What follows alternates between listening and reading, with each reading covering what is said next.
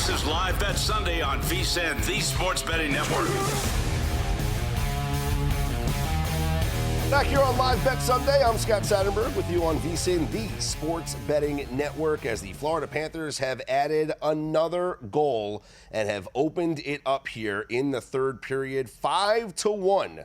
The Panthers lead the Toronto Maple Leafs as Florida will go back to the Eastern Conference Finals for the third consecutive season, and they'll have a rematch of the series from 2 years ago, facing off against the Carolina Hurricanes. Meanwhile, the Yankees are trying to blow it open here in the bottom of the eighth inning. 2 runs are already in.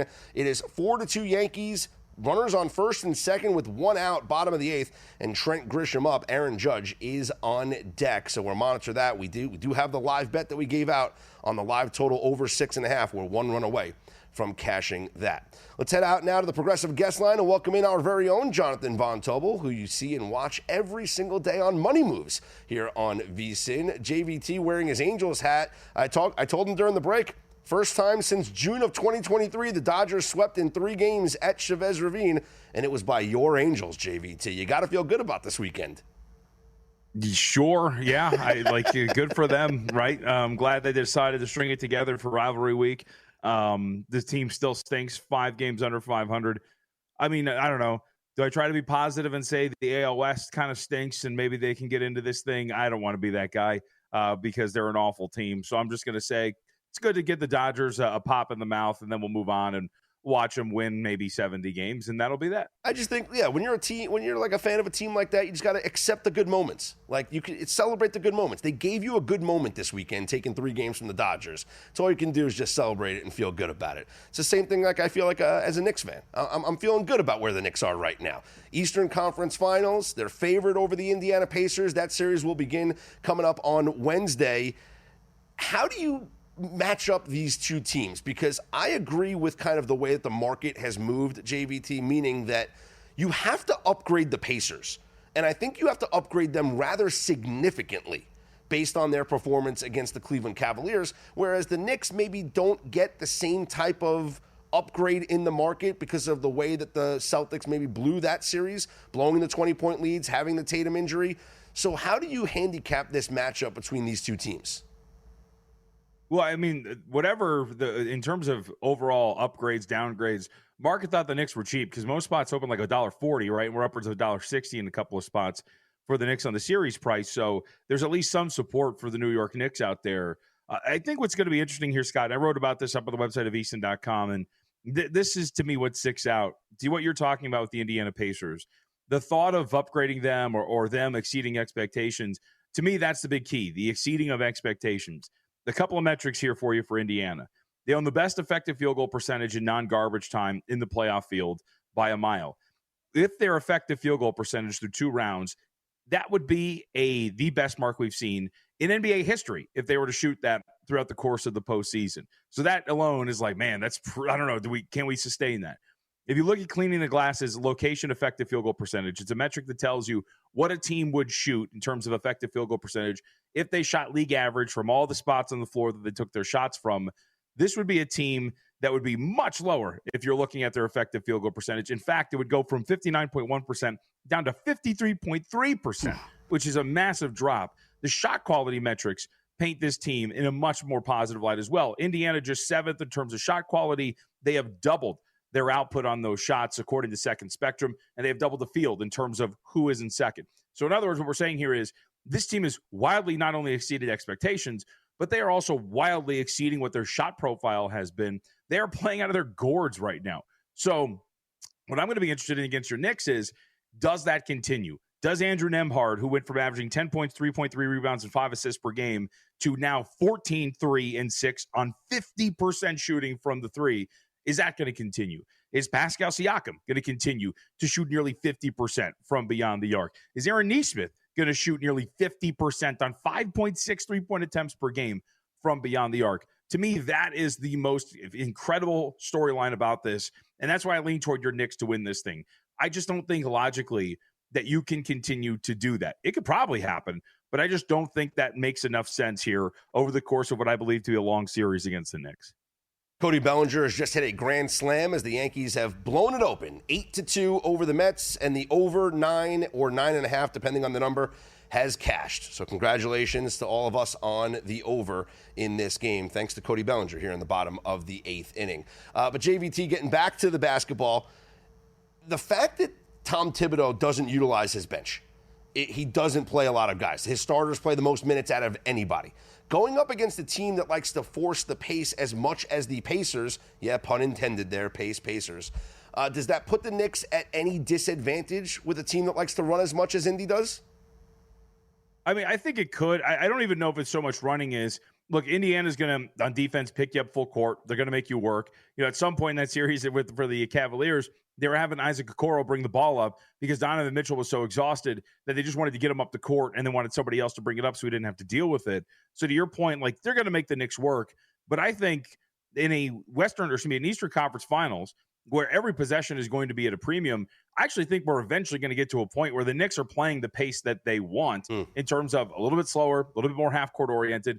Because, again, like, we're getting down to the nitty and the gritty, right? Indiana, of course, wants to play a little bit of a quicker game. And New York is actually playing slower than what they were in the regular season, and they were already the 26th team in terms of pace. I understand that, but I tend to gravitate toward the slower teams, and especially when you're talking about at this point of the year where these games are going to get very serious. Most of these games are going to be very tightly lined. I mean, we're talking about this being a 4.5-point spread for game one. We're talking about $1.60 for the series price. This is going to be a series that I think eventually starts to benefit New York. Maybe it opens up the series a little bit quicker, Scott, but I think eventually the Knicks are going to be able to play the pace that they want to here in this series. Our NBA analyst, our very own Jonathan Von Tobel, host of Money Moves here on VSiN, joining us on the Progressive Guest Line. I'm Scott Seidenberg. It's Live Bet Sunday here on VSiN. Game one of the Western Conference Finals is going to be on Tuesday. Now, historically, fading the teams coming off of a Game 7 has been a profitable system, JVT. That being said, the Thunder are 7.5-point favorites here in Game 1. They just won Game 7 by the largest margin ever in a Game 7 here. I certainly don't want to bet against this team, even though I know that the Game 7 trend is a profitable one. I can't go against OKC here in Game 1. What's your take? I took 7.5 with Minnesota. I think part of it is that Game 7 trend. And look, I will say it to anybody, too. If anybody's like, hey, they won comfortably, maybe they're not going to be as fatigued. Game 7s actually aren't as close as you think they are. Generally in history, these teams that win Game 7s win them relatively comfortably in the NBA. You'd be surprised if you go back and look about what those margins of victories are. So I'm not too freaked out about that.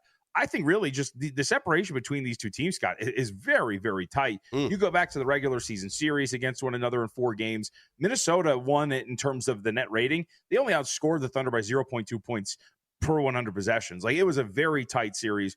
We go back to the last time these two teams met. Excuse me. If you remember, it was a back-to-back where Minnesota in the second game came storming back, scored 16 straight in the fourth quarter, eventually beat them in overtime. This has been a very hard-fought series. And I think that this is going to be one where I'm willing to take 7.5. And I still have my questions. Like, I'm a big Thunder guy. I have called the Western Conference the OKC Invitational. You're all invited to compete, but there's one team that's going to win this thing. And I still think they win this series. But we still do have some questions. Like, where does this shooting go? Why does this disappear in a second consecutive postseason series? They got off to a terrible shooting start in this Game 7 against the Denver Nuggets. Who is the secondary scorer? Congratulations, Jalen Williams, for finally showing up, but a vast majority of the postseason, you have not been there. And so I think all of those, coupled with some interesting matchups on the court that I think work in Minnesota's favor, this is going to be a tight series, and I believe Minnesota deserves to be priced a little bit higher. You mentioned market upgrades for teams like Indiana and downgrades maybe for New York. Minnesota should be upgraded. They have been a team that I think has been pretty undervalued, and here they are in the Western Conference Finals. When you look at that trade now, I mean, is it fascinating that both the Knicks and the Wolves are in the conference finals after so much was made about that trade before the season, and here we are with both teams playing for a chance to go to the NBA. Imagine if they were in the NBA Finals against each other. I mean, my goodness, what a trade.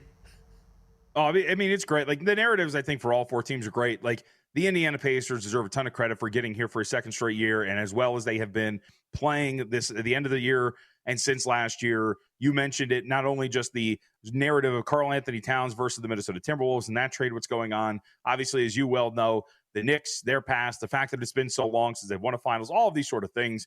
Oklahoma City, are they going to prove people like me right, who had crowned them the champion before the season started?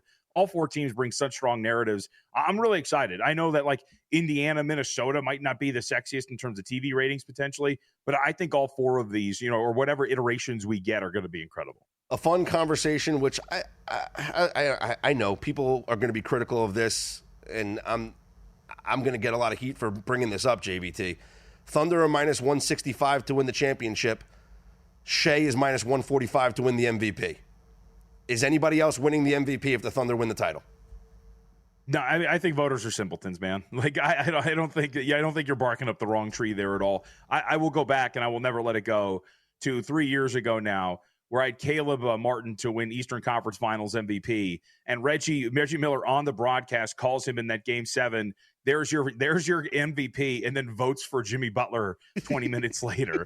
Like voters will not let this happen. I think that you are absolutely right. There's nobody else that's going to win that award except for Shai Gilgeous-Alexander. So if you like him, it makes way more sense to go Shai's direction. And you get a 20-cent discount there. He is Jonathan Von Tobel. Catch him every single weekday here on Money Moves on VSiN alongside Stormy Buonantony, and read his excellent work breaking down the NBA playoffs at vsin.com. And root for his Angels because they bring him happiness every now and then. Thanks, JVT. Talk to you soon. Thanks for having me, Scott. Appreciate it. There he is. As the Panthers have added an empty net goal as this game has gone over all numbers.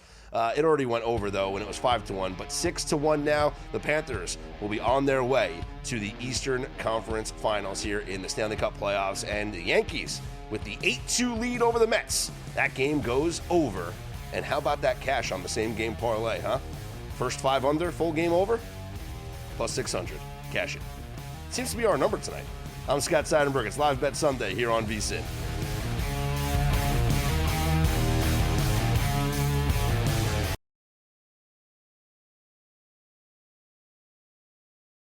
This is Live Bet Sunday on VSiN, the Sports Betting Network. Back here on Live Bet Sunday. I'm Scott Seidenberg here with you on VSiN, the Sports Betting Network, as it's all over except for, well, the final stat line, if you will, as the Florida Panthers with a 6-1 lead over the Toronto Maple Leafs. They will go to their third consecutive Eastern Conference Finals, where they will have a rematch of 2 years ago, the finals against the Carolina Hurricanes. And your markets are already up and listed, as we have the Panthers a minus 125 favorite over the Hurricanes, even though the Hurricanes have home ice advantage. And this is what we've seen really throughout the playoffs, and it doesn't surprise me because Florida has been, and really Carolina too, but Florida is the analytics darling. Like, Florida has been the team that it just dominates the possessions, that dominates the shot attempts. In fact, let's look and let's see the numbers of this entire postseason. See, let's take a look at this. Let's look at some stats here in these playoffs. So in the playoffs, and I don't know if this includes the game that we're playing right now, but let's go all strengths. Actually, let's do even strength. At even strength, okay? During these playoffs, at even strength, your number one team in Corsi percentage is the Carolina Hurricanes, analytics darlings. And that I don't think it counts. It doesn't count this game tonight for Florida. Florida is number 3 behind Colorado, but Colorado only played 7 games, so I don't know if I can count them. They're almost identical. Let's just look at the Corsi 4, though. It is Oilers, which is, again, Corsi is all your shot attempts on goal. Or not just on goal, all your shot attempts. Every time you go to shoot the puck, it gets calculated. Whether it's blocked, whether it's wide, whether it's on goal, it all gets calculated. The Oilers have the most, by far. Well, not by far, but they have the most, 677 attempts. Carolina is next, 668. Then the Florida Panthers were at 611 prior to tonight's game. And in tonight's game, Florida had, let's see, because we're going to add to these numbers here. I'm kind of going to do the math manually because I don't think this website's going to update it here. If they do, great. If not, okay. In all even strength, they had, oh my goodness, 86 Corsi attempts. So that means now these numbers, if we look at the rankings, 286. They're at 697. That puts Florida at number 1. So, this makes sense. Florida, your number 1 Corsi team. Fenwick stats. How many of those shots don't get blocked? How many of them get through? Well, the leader in this postseason was the Winnipeg Jets, 475. 472 for the Oilers, 453 for the Hurricanes. The Panthers were at 414. Add, 55 more to that, and that puts the Panthers at 469, and 469 would have them third in this entire playoffs. How about just your shots that actually go to the net? The Oilers have had the most in this postseason with 300. The Jets were next at 288. The Hurricanes, 262. Dallas, 261. Florida was at 259, but then you had 31 tonight. So we got to elevate Florida now from 259 to 280 to 290. That puts them second behind the Edmonton Oilers. And then the expected goal numbers. Edmonton, number 1, 33.62 expected goals. They actually scored 37. The Hurricanes, number 2, 31.63. They've only scored 24. So they've actually been expected to score more than what they've done so far in this postseason. Next is the Dallas Stars, 34.13. Florida was at 20.93. And then tonight, Florida was at 3. So we're going to make them 31, 32. 32 puts them second or third. Look at that. Your expected goal numbers here in the playoffs, your top 4 teams are the 4 teams that are remaining. Oilers, Hurricanes, Stars, and Panthers. I mean, when I say numbers don't lie, it's like numbers don't lie. I mean, this is amazing. High danger scoring chances. Let's take a look at that. Let's see. High danger scoring chances. Who's had the most? I would venture it's probably going to be these top teams. Let's look at, high danger scoring chances. Edmonton Oilers, number 1, 76. We're talking just even strength. No power plays or stuff like that. This is just an even strength. Because obviously some of these numbers get skewed when a team has a lot of power plays. Edmonton, number 1. Winnipeg, number 2, 71. Dallas, third at 70. Florida, 66 in 4th. But Florida tonight had 10. So you add those 10 to Florida, and now they have the most, tied with Edmonton, 76 high danger chances. I mean, it's amazing. They are an analytics darling. Everything they do by the numbers is just incredible. And you got an elite goaltender that's been there and done that before in Sergei Bobrovsky. We did lose the over 22.5 saves. He only had 20 saves, 21 shots on goal for the Maple Leafs. Bobrovsky saved 20 of them, so he goes under the 22.5. But he's been there, done that before. They're the reigning Cup champions. And the more I think about it, the more I think we're headed towards a rematch of last year's Cup final between Edmonton and Florida. I hope not. I have a ticket on the Dallas Stars to win the Cup. It's my last one remaining. I lost all my other futures. So the Stars to win the Cup would be the best outcome for me. But they got to get past this Edmonton team first. Now, that series a little bit more evenly rated right now. It's minus 110 both ways on the series price. Florida, once again, is a minus 125 favorite over Carolina, despite the fact that Carolina has home ice advantage. In game number 1, which is on Tuesday, Carolina is the favorite at minus 120. Now, does the game 7 hangover, does that come into play here? Coming off of a game 7, how do the teams do in the next game? Well, in the next game, if your previous game was a game 7, let's see, the next game you are 8-5 in your next game. If you're on the road, still 6-3. How about that? And if you were previously on the road, wow, 4-0. You go away. This is just since the start of the 2021 playoffs. So actually the numbers are telling me that winning a game 7 on the road and then going on the road again for a game number 1, not a real disadvantage. It's kind of like you know what? Maybe in hockey, maybe it's a little bit different in hockey. Maybe it's the idea of you carry the momentum. You stay in, it's the rest versus rust, whatever you want to call it, but you stay up, you stay hyped, and you stay in a winning mentality. Since the start of the 2021 season, if you win Game 7 on the road, and then your next series, you're on the road for Game 1, you are 4-0. It's only happened 4 times, but you are 4-0 in these spots. 3-1 to the under. Now, if you forget about being away on Game 7, if you're just the away team coming off of a Game 7 and you're away in game number 1 of that next series, you are 6-3 straight up. But I like the idea of being the away. Now, let's see if we can look at years prior and see what those numbers look for us. So if we just look, I'm going to go back several years. Let's go back to the start of 2008. 13-13 straight up. So it's been 4-0 lately, but the number's actually not great if you go back longer.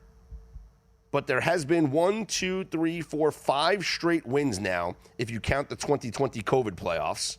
If we exclude the COVID playoffs, 2019, it was 1-1,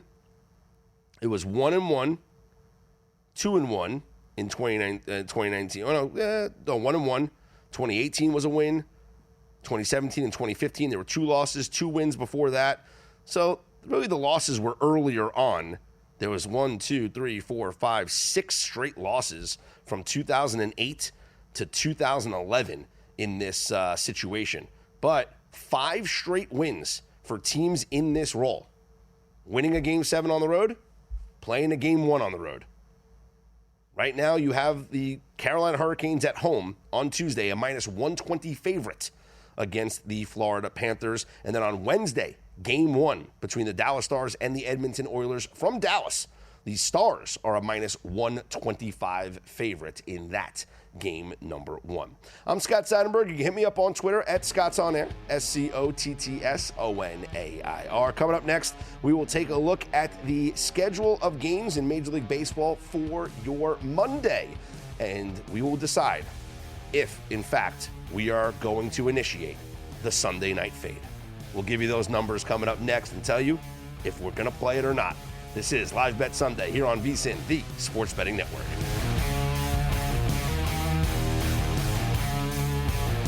This is Live Bet Sunday on VSiN, the Sports Betting Network.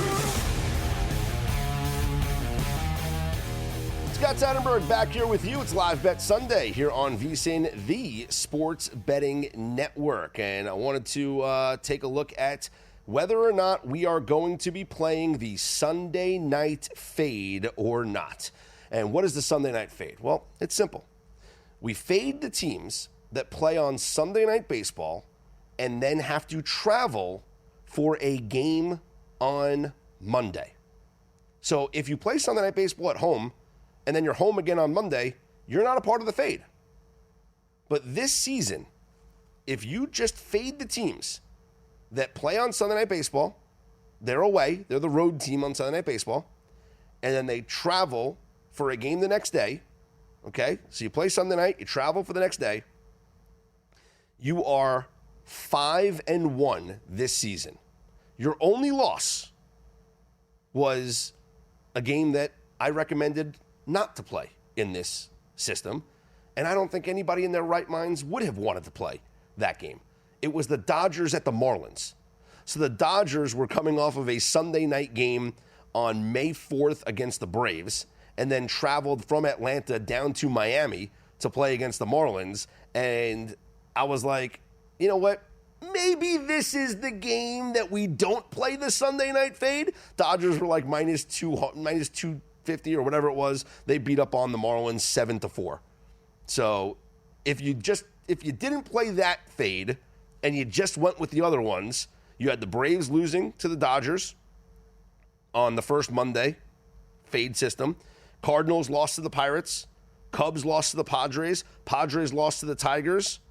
And just last week, or just this week, the Phillies lost to the Cardinals on Monday after playing the Guardians on Sunday Night Baseball. So 5-1 or 5-0 if you play the system without the Dodgers. We're not going to play against the Dodgers, certainly not when they're in Miami playing the Marlins. Not going to play the worst team there against the bad team. But 5-0 in all the other games. Well, we got a Sunday night fade opportunity here. The New York Mets will now hop on a plane. It's not going to be a train. Well, they're in New York, so maybe they can take an Amtrak up to Boston. But they'll hop on a plane. They'll head to Boston, and the Mets will play the Red Sox here Monday night. And the Mets are minus 145 with Kodai Senga on the mound, Hunter Dobbins going for the Red Sox. I think I want to play this. I think I want to play the Sunday fade. And I want to go with the Red Sox here, a nice plus money price. Now, Dobbins did get rocked in his last start, gave up 5 runs in a game at Detroit, 1 home run allowed.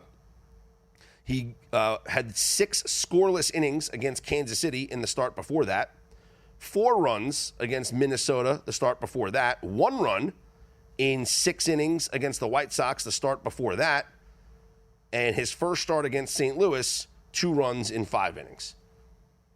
This feels like a bounce-back opportunity for Dobbins. Feels like a bounce-back opportunity. And you saw that, and you've seen that he's bounced back in this season. Bad start against Minnesota, great start against Kansas City. Bad start against Detroit. Maybe it's a great start here against the Mets. And for Kodai Senga, I'm a big Kodai Senga guy. I love the ghost forkball. And he's been tremendous. 5 2/3 scoreless. Well, he gave up 1 run, but it was unearned against the Pirates. 6 scoreless innings against Arizona, 4 innings, only 1 run allowed against Arizona before that, 2 runs allowed in 6 innings against Washington, 5 2/3 scoreless against St. Louis, 7 scoreless against the A's, 5 scoreless against the Marlins. Dude's been great. He has been great. There's no doubt about it. 4-2 with a 1.02 ERA. He's been great at home, a 0.44 ERA at home, 1.5 on the road. He's been great during the day. He is 3-1 in day games. A 0.4 ERA in 4 day starts. But in 4 night starts, that's when he's at his worst. A 1.66 ERA, and opponents are batting the highest against him at night as opposed to during the day. Now, can the Red Sox at Fenway get to Kodai Senga? I will say this. The Mets are coming off an emotional series here against the Yankees. High leverage moments late in this game. Yeah, the Cody Bellinger grand slam in the bottom of the 8th broke it open. Yankees scored, 6 runs, in the bottom of the 8th inning? Like, they blew the game open against the Mets bullpen. So the one thing that you have to be cautious of if you want to fade the Mets is, I guess Edwin Diaz will be available because he didn't pitch tonight. But Ryan Stanek did not look good as he gave up the grand slam. He had a horrible outing, and there was that moment where the trainers had to come out and check on him. Hunter Brozaban, right? Huascar Brozaban, he had that bad inning where he walked the guys, and then he stumbled trying to get to first base and cover the bag, and he winds up, twisting his ankle or whatever. And it was Genesis Cabrera wound up, I guess, giving up the hit, right, to Cody Bellinger. But a couple of those runs were charged to Stanek. Maybe you don't really trust the Mets bullpen. Kodai Senga is going to have to give them length in this game. Ultimately, I think I'm going to be on it. I might wait to see if we can get a better price on the Red Sox, or at least shop around on the Red Sox, but I like it. I think if I'm going to get north of plus 125, maybe north of plus 130 on the Red Sox at home here against the Mets, I'll do the Sunday night fade. I'll play it. And right now, plus 120 is what I'm seeing on DraftKings. Maybe shop around, see if you can get a better price.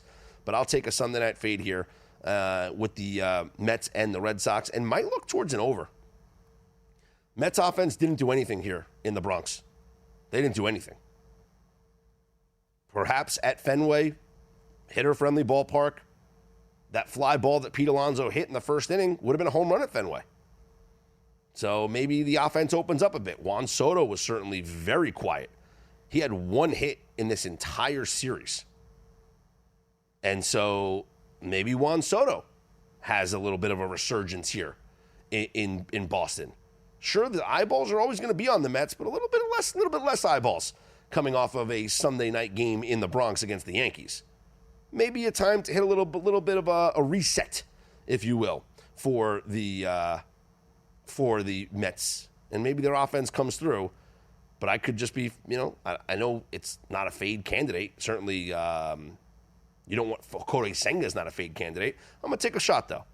I'd like a better price though. 120 is not enough for me. I'd like it to be a little bit higher. So we'll see if the line moves as we progress throughout the day here on Monday. See where the money starts to come in, and then I'll decide if I want to take a little plus money shot on the Red Sox on that Sunday night fade, as we're fading the Mets coming off of the Sunday Night Baseball loss to the New York Yankees. Elsewhere, your schedule for your Monday night. Cubs are at the Marlins with Ben Brown on the mound for the Cubs and Edward Cabrera going for Miami. Cubs are minus 175 in that spot. Reds are at the Pirates. Nick Lodolo goes for Cincinnati. Mitch Keller goes for the Pirates. Cincinnati's minus 130. The Pirates, I got to be honest, Paul Skeens needs to get as far away from this team as possible. Like, as far away as possible. He pitched great yesterday. He gave up one run in the bottom of the fifth inning, which helped me lose my Pirates' first 5-inning bet, on a sacrifice fly. He goes 8 innings. He goes an 8-inning complete game. 1 run on 3 hits and 9 strikeouts. And the Pirates lose that game 1-0. Skeens is now 3-5 this year. And I know wins and losses don't matter, but they've now lost 4 straight games, the Pirates have, that Skeens have started. 5 of the last 6 games that he has started, this team has lost. And it's not because of him. It's because they can't score. This team is a disaster. Your pitcher goes out there and throws 8 innings, striking out 9, only allowing 1 run on a sac fly, 3 hits allowed, and you can't get 2 runs to win that game? That's embarrassing. That's embarrassing. Hey, smarter bets start here and last all year long with VSiN Pro. Right now, sign up on an annual subscription and get 14 months for just $1.99 when you use promo code PRO. That's 2 extra months free for less than 50 cents a day. Become a VSiN Pro subscriber today and get instant access to a daily email with all the best bets from hosts and their guests, real-time betting splits from DraftKings and Circa, 24/7 video access on the VSiN Watch app, plus full access to vsin.com's analytics, betting trends, and expert breakdowns. Don't wait. Go to vsin.com/subscribe. Use promo code PRO to lock in this offer. That's vsin.com/subscribe. We'll go through the rest of the schedule for tomorrow's Major League Baseball games. Give a little opinion on the NBA games this week as well. Coming up next, I'm Scott Seidenberg. This is Live Bet Sunday on VSiN, the Sports Betting Network.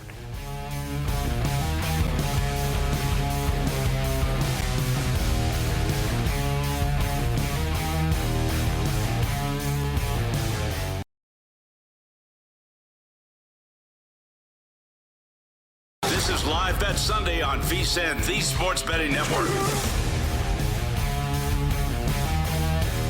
Back here on Live Bet Sunday, I'm Scott Seidenberg on VSiN, the Sports Betting Network. No playoff games tomorrow. That's a bummer, as the NBA Western Conference Finals will begin on Tuesday, Minnesota at OKC. Wednesday, the Eastern Conference Finals begin with the Pacers at the Knicks, and Stanley Cup playoffs. Tuesday will be the Eastern Conference Finals, Game 1, Panthers at Hurricanes. The West Conference Finals, Game 1, is on Wednesday, Oilers at the Stars. But we have a nice slate of Major League Baseball games coming up here tomorrow. We already talked about the Cubs, Marlins, and Reds, Pirates, and the Mets, Red Sox as potentially being our Sunday night fade, but we're looking for a better price there on the Red Sox. A little more than the plus 120 that's out there in the market right now.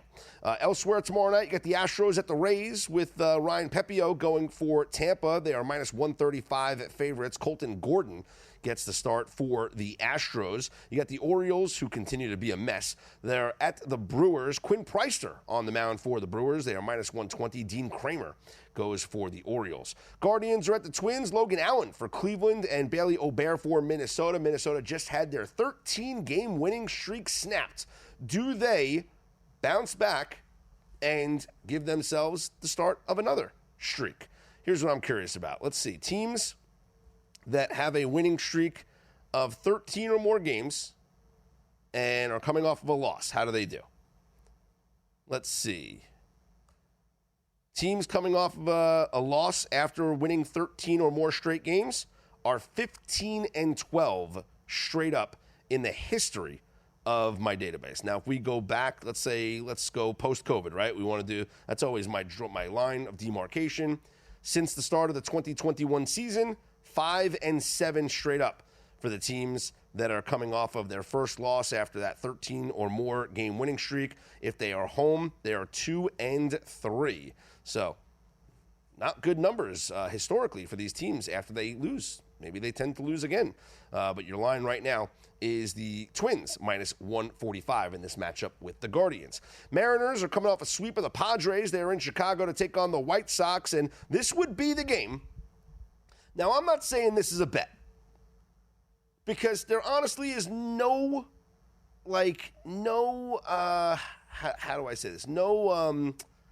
official data behind this. Like, there's no handicapping behind this. This is pure feel. And sometimes the feel is all it takes. The Mariners just swept the Padres. Now they go to Chicago and they face the White Sox. Luis Castillo's on the mound for the Mariners. They're minus 210 favorites. Mariners are going to lose this game. That's the feel for me. The feel for me is coming off of the sweep of the Padres. Everybody, it's all sunshine and rainbows for the Mariners. Looking real good right now, right? Okay, they got swept by the Blue Jays, but who cares? They just took 3 straight from the Padres in San Diego. Take that, Padres. Now they go to Chicago to face the White Sox and Davis Martin. They're minus 210 favorites. White Sox can't compete with the Mariners. This is the game the Mariners lose. That's just my feel. It's just my feel. Tigers are at the Cardinals. Kiter Montero gets the start for the Tigers. Sonny Gray is on the mound for the Cardinals. Cardinals are minus 160. Phillies are at the Rockies. Christopher Sanchez on the mound for the Phillies, and Kyle Freeland goes for the Rockies. Now, this is a bet that I talked about earlier with Greg Peterson, who joined me on the program. I want to bet the Phillies to win the division right now. And the Phillies, they were plus 170 prior to the Mets losing this game to the Yankees on Sunday Night Baseball. Let's see if the division market opened back up here. Let's see. We have Phillies plus 160. So we're already getting a worse price because the Mets lost. Mets lost to the Yankees. Now the Phillies are plus 160. But look at this schedule for the Phillies. They got 4 games now in Colorado against the Rockies. The Phillies have won 3 straight games. They're coming off of a sweep of the Pirates. If they sweep the Rockies in these next 4 games, that'll be 7 straight wins for the Phillies. That plus 160 is long gone. And then you got the Mets, meanwhile, who lose to the Yankees, lose 2 of 3 to the Yankees, and have to go to Boston for 3 games against the Red Sox, and then return home for 3 games against the Dodgers. Now, I get it. The schedule opens up for them after that. 3 games against the White Sox at home, 3 games against the Rockies at home. So that's potentially 6 wins for the Mets right there. But over the next week, the Mets have 3 with the Red Sox and 3 with the Dodgers. They just lost 2 of 3 to the Yankees.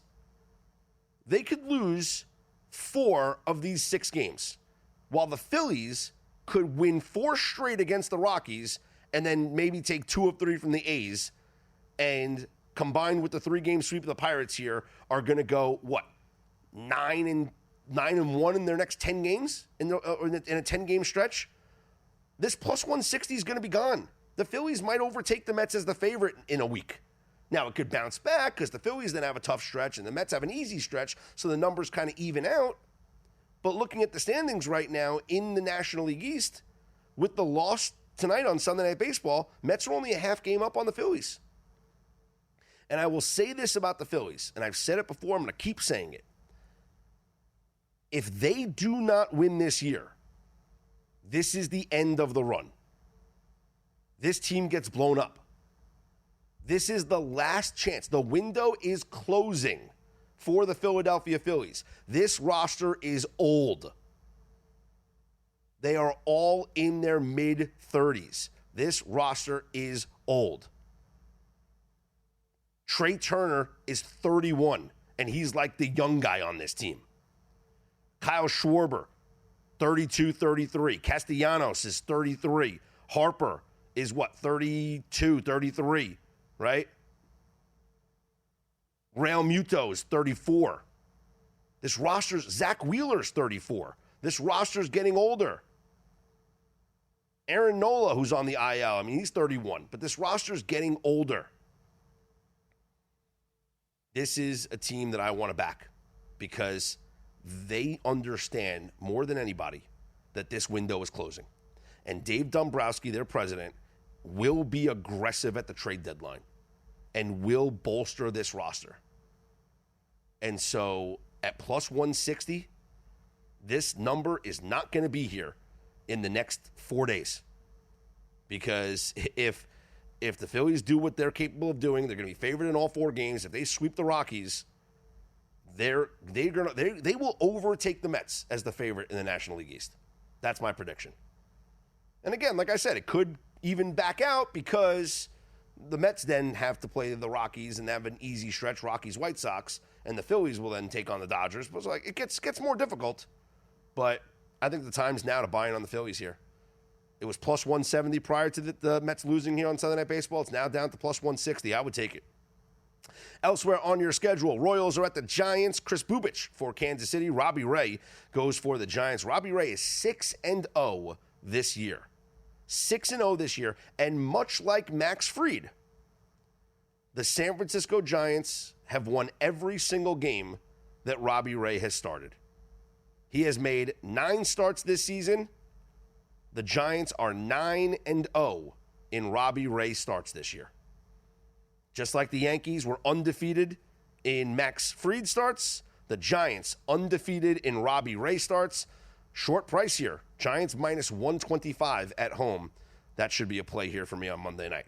Angels are at the A's. The Angels, and this is the same thing. Angels coming off of a sweep of the Dodgers. First time since June of 2023 that the Dodgers got swept in a 3-game series at Chavez Ravine.